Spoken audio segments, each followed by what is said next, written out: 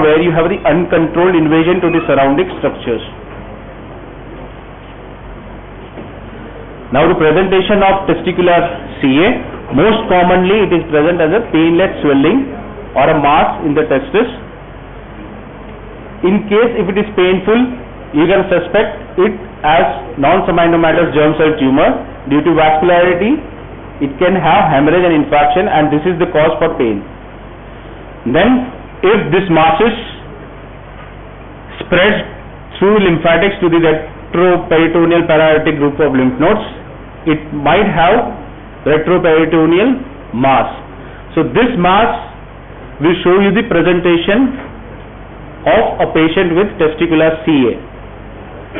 Means if the CA testis has spread through the lymphatics to the retroperitoneum, it will form a mass, and due to this mass you might have symptoms.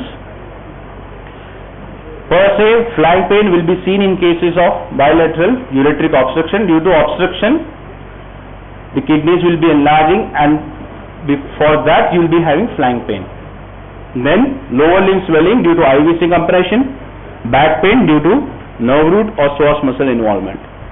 And some cases will have pulmonary mets. As I have shown you, there are different types of CA testes histologically. In that you have most common was seminomas, but in non-seminomatous you have a type known as embryonal carcinomas, which spreads to liver most often, and secondly lungs. So due to this lungs, you have pulmonary mets which can cause cough, dyspnea, hematemesis. Second to third, two-thirds of the GCTs will cause decrease in fertility, 2% will cause gynecomastia, 18 to 30% of the testicular mass treated as epididymis. This is the other thing which you have to keep in mind, that any mass presenting in scrotum, it can be due to, mostly you will misdiagnose it as epididymis or epidydoma orchitis. So one thing you have to keep in mind is, any testicular mass, if it is presenting to you and you are treating it as some infection, you have to evaluate the patient after 2 weeks again for the lesion. If it is a infective, if the mass is of a infective origin, it will subside.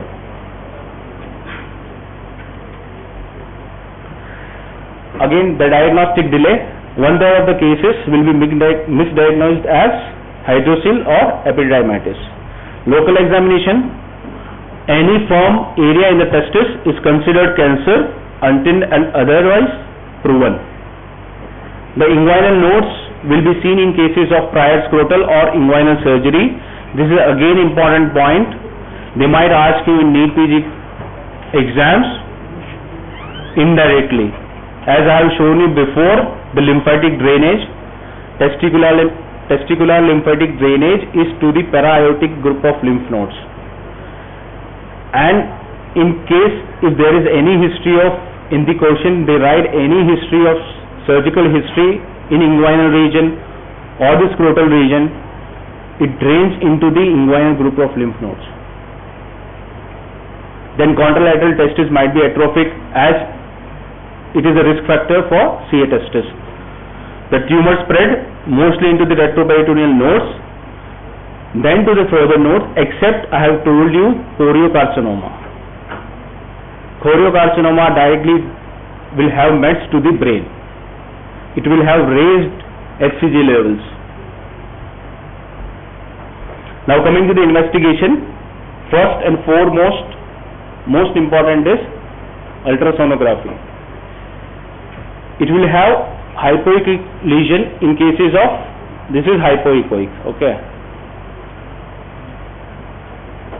It will be seen in cases of germ cell tumors, and non-seminomatous germ cell tumors will have heterogeneous echostructure. Now coming to the CT imaging, that is, you will be telling about CT abdomen and pelvis. As in here, you can see a lymph node which is draining into the primary landing zone. that is the intra-aortic. This is what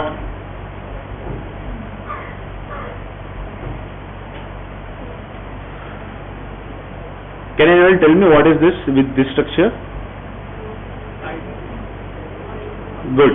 This is IVC and this one is aorta. This small round structure is nothing but your lymph node.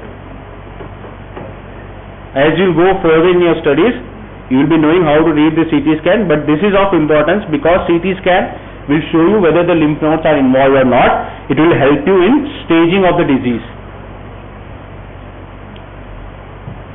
Coming to the chest imaging, that is, you will be seeing this cannon wall secondaries from the testis to the chest.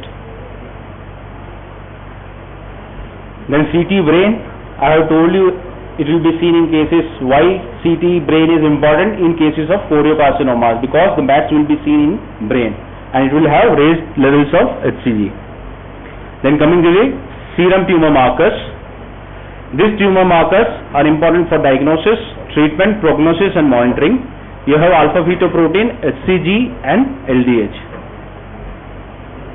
Now coming to the alpha-fetoprotein, it's a glycoprotein. Only thing you have to remember is which are the tumor markers. This you should have as extra knowledge. Might be in DPG, they might ask you these questions somewhere or the other way. What is the normal values or the other things? Glycoprotein, half-life is 5 to 7 days. The normal values will be 10 to 50 nanogram per ml. The HCG is a glycoprotein and beta specific. Half-life is 24 to 36 hours. Normal values will be 0 to 5 international unit per liter. LDH, again it is an enzyme mainly used as a prognosis factor. These are the uses of serum tumor markers. I have told you as a diagnostic workup before occipectomy to aid diagnosis and as a baseline and a follow-up staging. Other important thing is post-op measurements. If even after occipectomy, if the serum markers are keep on raising, you should suspect a recurrence or METs. Because if you have removed the lesion, still if the serum markers are raising, you have the recurrence or somewhere the mass lesion is still persisting, which suggests METs. Then slowly declining markers, if you are checking it again post-operatively, will show you that the disease is regressing. That means you have adequately taken care of the tumor. Then coming to the initial management, that is radical inguinal occipectomy, which is also known as high inguinal occipectomy. The important thing which you have to remember is you should avoid exploration through the scrotum. Why? The reasons are it alters the lymphatic drainage of the testis first of all. Then inguinal part of the spermatic cord will be left behind if you are exploring it from the scrotum. Increase risk of local recurrence and increase the pelvic and the inguinal lymph node METs. As I have told you, if you are violating the scrotum, it drains into the inguinal lymph node. Then coming to the TNM staging, this is a staging T1, T2, T3 and T4. You can remember T1 and T2 as it has testis involvement along with tunica albuginea. The vaginalis and the lymphovascular invasion will be absent in cases of T1, which you can see it in T2. T3 is with spermatic cord involvement. T4 is scrotum. Nodes N1, N2, N3 less than 2 cm, 2 to 5 cm, more than 5 cm. The older staging system was easy. It was like stage 1, 2, 3, 4. Stage 1 was purely related to testis and the epididymis. 2 was nodal involvement below the diaphragm. 3 was nodal involvement above the diaphragm. And 4 was METs. The other modality of treatment will be primary radiotherapy. It was dog-leg configuration, mainly given to the retroperitoneum and on the side of etiology, that is ipsilateral pelvis. 20 to 30 gray, 10 to 15 daily fractions. The most common associated adverse effect will be nausea, vomiting and diarrhea. Coming to the chemotherapy, the regimen which we follow is BAP, BEP. B means bleomycin, E is etoposide and P is cisplatin. Now the other important thing which you have to keep in mind is cisplatin, that is platin groups of drugs. Why? Germinal epithelium is most sensitive to platin groups. That's why cisplatin will be given. Now coming to the non-germ cell tumors, sex cord stromal tumors, 90% will be benign and 10% will be malignant. This you can just remember the names. That is, one is mostly the most common type will be Lagett cell tumor, and the features which will be following this Lagett cell tumor will be masculine, and Sertoli cell tumor will have feminizing symptoms. Granular cell tumor, most common, will be seen in less than 6 months of infants, gonadoblastomas. Miscellaneous tumors, you have dermoid, lymphomas and other things. The mets to the testes can arise from prostate, lungs, melanoma, colon and kidney. Thank you.